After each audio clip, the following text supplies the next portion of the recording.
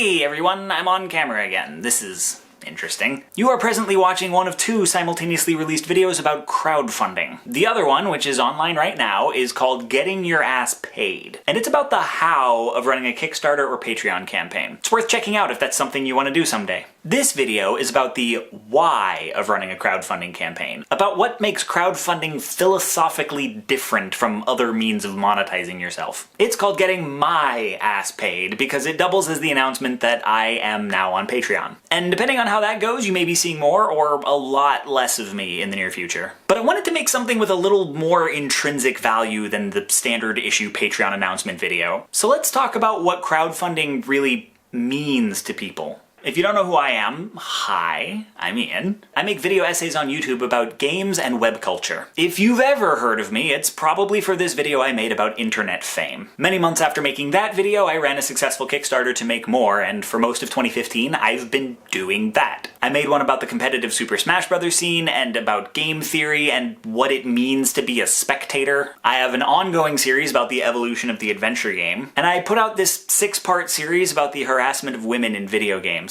As of the making of this video, I'm wrapping the last few videos promised by the Kickstarter, and so now it's time to lay the groundwork for my channel's future. Also, off and on for the last few years, I have freelanced as a crowdfunding consultant. More details about that in the other video. Since becoming a video essayist, I haven't really had time to advise people, so I'm putting a bunch of what I've learned online so that anyone who wants to can make use of it. So let's talk about crowdfunding. The traditional way that content gets produced is you have a thing you want to make, and you approach some corporate entity and say, I want to make this thing, can you give me money? And they try to determine whether they can make money off your thing, and if they think so, they pay you money to make the thing in exchange for partial or complete ownership of it. Once the thing is made, they try to market it to whomever they think will buy it. The thing about marketing is it's generally less about finding the right people and making sure they have the right relationship to the thing, and more about just opening as many wallets as possible. And consumers know this. They may sincerely want the thing, but they are fully aware that the people selling it to them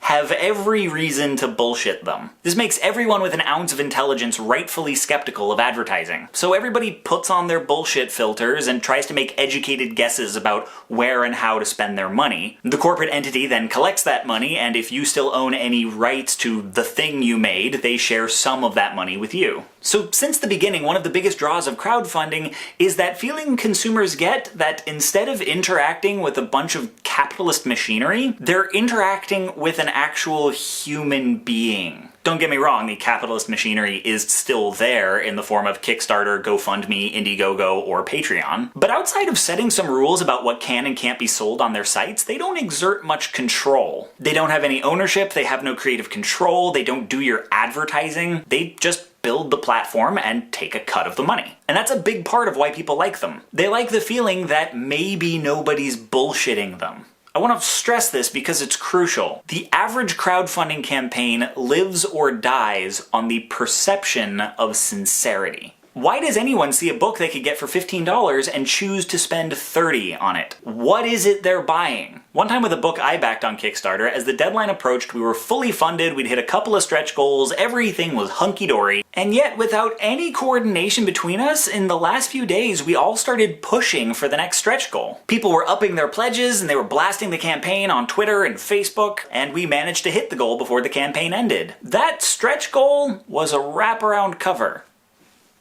I promise you that's not what we were invested in. We saw a thing we cared about, and a number, and a deadline, and we all simultaneously thought, we can do this. What people are buying is the privilege to be part of your story. We go on crowdfunding sites and tell our stories about what we want to make and why they matter to us. People get that investment when the story is good and when they trust the person telling it. And that's what I mean about campaigns living or dying on the perception of sincerity. People have to believe the story you're telling them is true. Now, there are ways to present the appearance of sincerity without actually being sincere, and if you want advice on how to do that, you're gonna need to talk to an ad executive. What I always tell people is that the best way to appear sincere is to be sincere. We are starting to see on Kickstarter, not so much on the other platforms yet, people using the platform with a more corporate mindset. Campaigns that are less about needing the money and more about viral marketing or gauging interest for the benefit of investors who are actually going to foot most of the bill. And these campaigns often aren't super duper upfront about what they're doing. And I'm not going to say that doesn't work, but I worry that it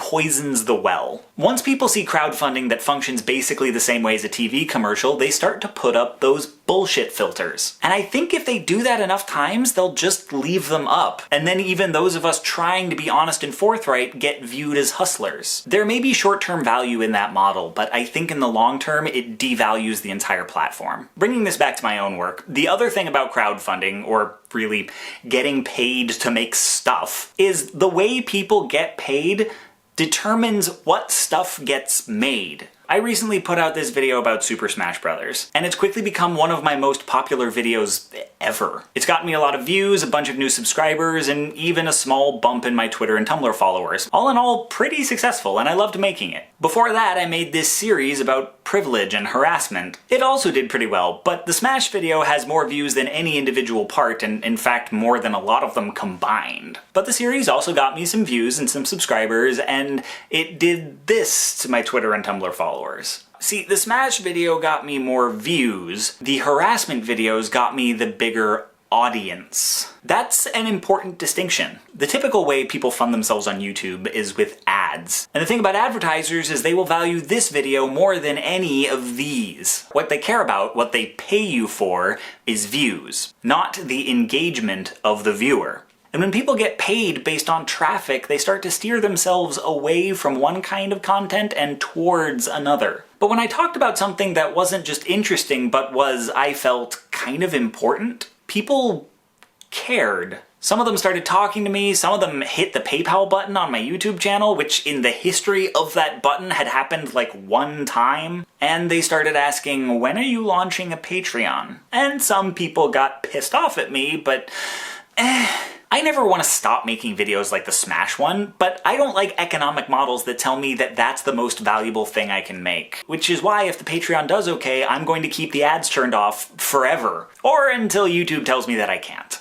There's nothing intrinsically wrong with the advertising model. It means that part of your job is, yeah, to hustle people for views, but they know they're being hustled. It's completely consensual. They pay attention to your work because in spite of that, it is still valuable to them. This is not about good models versus bad models. Really, there are two questions you need to ask yourself when trying to choose between traditional funding, ad funding, crowdfunding, or whatever. Which model will best let you make the work you want to make, and what relationship do you want to have with your audience? So, my name is Ian.